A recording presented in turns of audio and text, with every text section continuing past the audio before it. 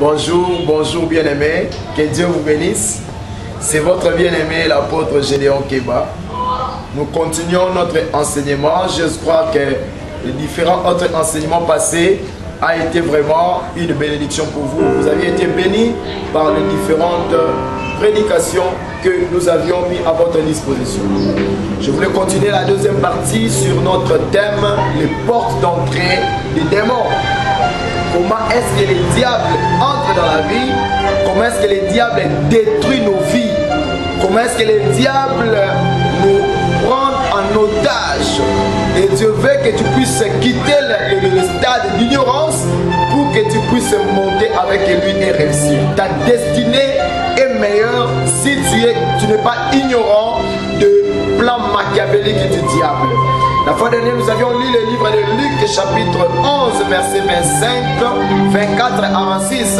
Là où on nous dit que là où un mauvais esprit, quand un mauvais esprit quitte le corps de l'homme, il part chercher un abri. Et s'il ne trouve pas, il reviendra. Et s'il trouve que le cœur de la personne est vide, il cherchera 7 autres démons, 7 autres esprits plus forts que lui pour t'assiéger. Et Dieu veut que tu ne puisses pas être assiégé par le diable, raison pour laquelle il veut que nous puissions te communiquer ses connaissances pour t'aider à évoluer. La Bible dit: mon peuple est détruit faute de connaissances. Je suis apôtre Gédéon Keba de l'église Mien, cité d'Alliance. J'ose croire qu'aujourd'hui je serai une bénédiction pour vous au nom de Jésus. La fois dernière, j'avais parlé sur le 7 portes d'entrée que les diables ouvrent pour nous prendre en otage. Nous avions parlé sur le manque de pardon, nous avons parlé sur l'amertume, nous avons parlé sur la jalousie, la dépression, le découragement, la confusion et l'impatience. Beaucoup de gens sont impatients, raison pour laquelle il manque de bonnes choses. Aujourd'hui, je vais continuer les autres points qui restent et je nous donnerai la solution à cela. La 8e porte d'entrée que les diables utilisent pour nous prendre en otage, ce sont des pensées obscènes, des mauvaises pensées. Toi, tu es un enfant de Dieu, mais tes pensées sont toujours impures. Tu penses toujours mal. Dans tes pensées, il y a toujours des choses sales. Tu raisonnes toujours avec des choses sales. Tu es marié, mais tu penses toujours aux femmes d'autrui. Tu es un chrétien, mais tu penses toujours à l'impudicité. Tu penses toujours aux mauvaises images qui peuvent t'écarter de la volonté de Dieu. Sache-le que c'est une porte d'entrée que le diable utilise, surtout pour les jeunes, pour t'écarter du chemin de ta destinée. Bien aimé, si tu es dans cette voie, tu dois sortir et Dieu te bénira. La 9e porte d'entrée que le diable utilise pour nous prendre en otage, c'est l'orgueil. Beaucoup de gens sont orgueilleux. Dieu t'a béni, tu es béni. Dieu te donne des habits, il te donne la voiture, il te donne une parcelle, il te donne le bien. Tu es marié, les autres ne sont pas encore mariés, mais tu t'enorgueillis. Seigneur, c'est une grâce que Dieu t'a donnée, mais tu ne dois pas le prendre comme un acquis. Si tu es orgueilleux, Dieu va t'abandonner, Dieu va te rejeter. La Bible dit: Dieu résiste aux orgueilleux, mais il fait grâce aux simples. Si tu es orgueilleux, sache-le que tu ouvres la porte pour que le diable t'assiège.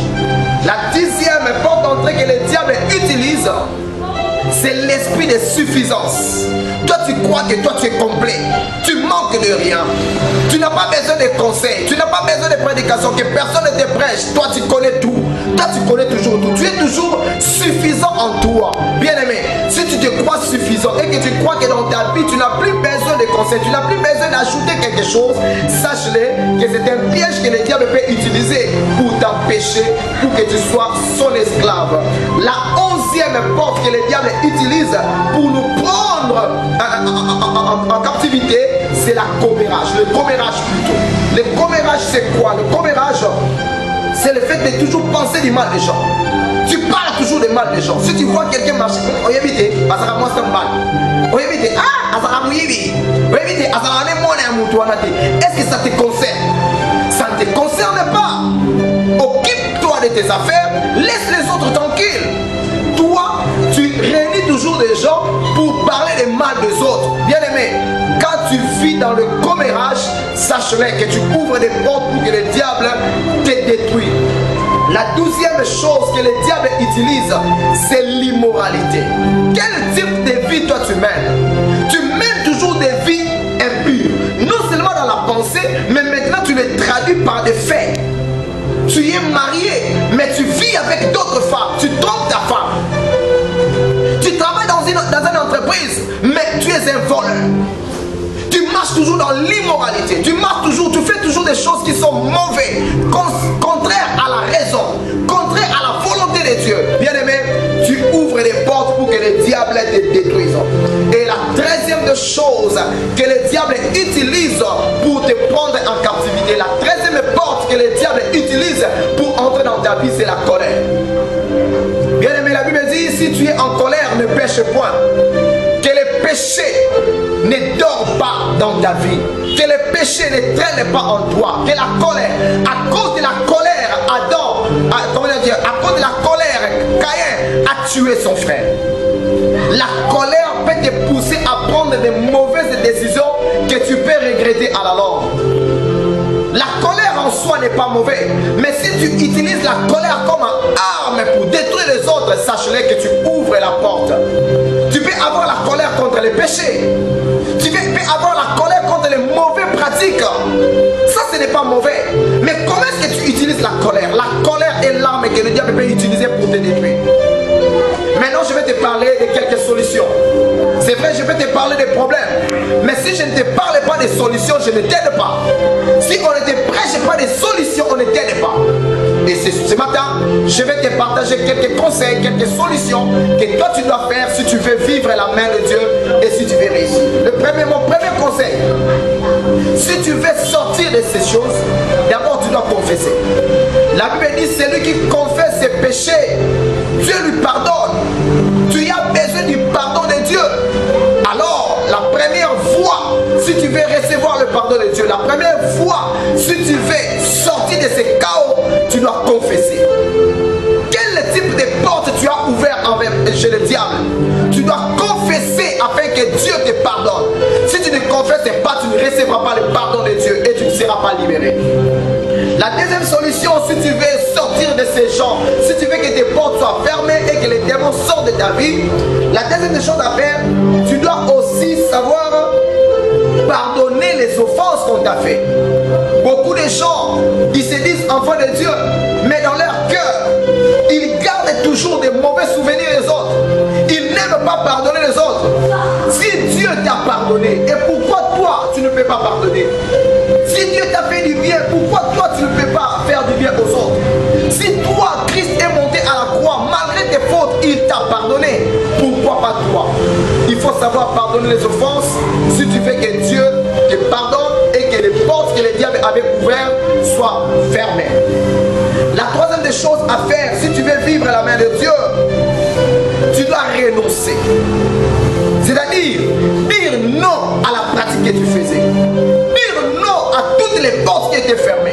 Si dans ta vie tu étais colérique, tu dis non, je ne laisserai plus jamais que la colère me détruise.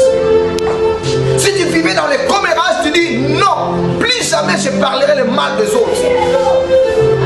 Si tu étais dans le manque de pardon, tu ne pardonnais pas, tu dis non, à partir d'aujourd'hui, j'ouvre mon cœur. Je vais libérer toutes personnes qui sont captives dans mon cœur. Je vais les libérer, je vais être libre, je vais pardonner. Si tu vivais dans l'amertume à cause des choses que les gens t'avaient fait, tu te dis non, à partir d'aujourd'hui, je ne vais plus jamais considérer les faits, je ne vais plus jamais considérer le mal que les autres m'ont fait. Je l'abandonne et je reste seulement avec le Seigneur. La quatrième chose à faire, tu dois ordonner à Satan de partir de ta vie au nom de Jésus.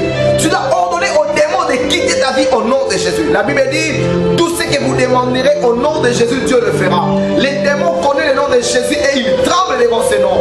Utilise toujours le nom de Jésus si tu veux être victorieux. Et la dernière solution à faire si tu veux remporter la victoire, c'est il faut commencer à collaborer avec le Saint-Esprit.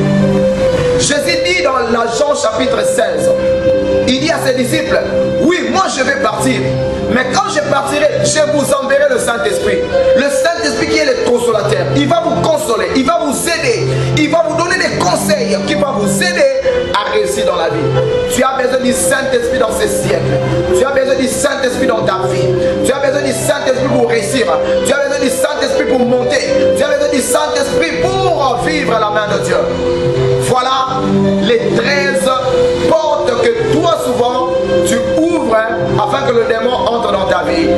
Aujourd'hui tu as compris qu'à chaque fois que tu ouvres des portes, ce n'est pas les autres qui sont fermés, mais c'est toi-même qui es fermé. Tu t'es fermé la porte. Tu peux retarder ta bénédiction à cause du manque de connaissances, à cause de l'ignorance. Aujourd'hui, Dieu a fait tomber les écailles de l'ignorance. Et maintenant, tu as compris qu'avec Dieu, tu peux réussir. Que Dieu vous bénisse. Que cet enseignement prenne réellement une place dans ton cœur et transforme ta vie. Tu as besoin de vivre la main de Dieu. Tu as besoin de vivre la grandeur de Dieu. Tu as besoin de vivre les grandes choses avec Dieu. Incline ta tête là où tu es et nous allons prier. Éternel Dieu Tout-Puissant, nous voici en tant que des humains. Peut-être demain notre comportement ne t'a pas plu. Nous nous croyons trop suffisants. Nous croyons que dans notre vie, nous n'avons plus besoin de conseils. Nous n'avons plus besoin des autres parce que nous sommes suffisants. Nous croyons tellement trop à ce que nous avons. Nous sommes devenus orgueilleux à cause de la bénédiction que tu nous as donnée. Nous sommes tellement orgueilleux en disant que nous sommes mariés, les autres ne sont pas encore mariés, Seigneur. Comme la fois dernière on avait partagé, il y a un temps pour toutes choses. Si moi je me suis marié, les autres aussi, le Seigneur le donnera à leur temps. Je vais être humble pour toi, Seigneur.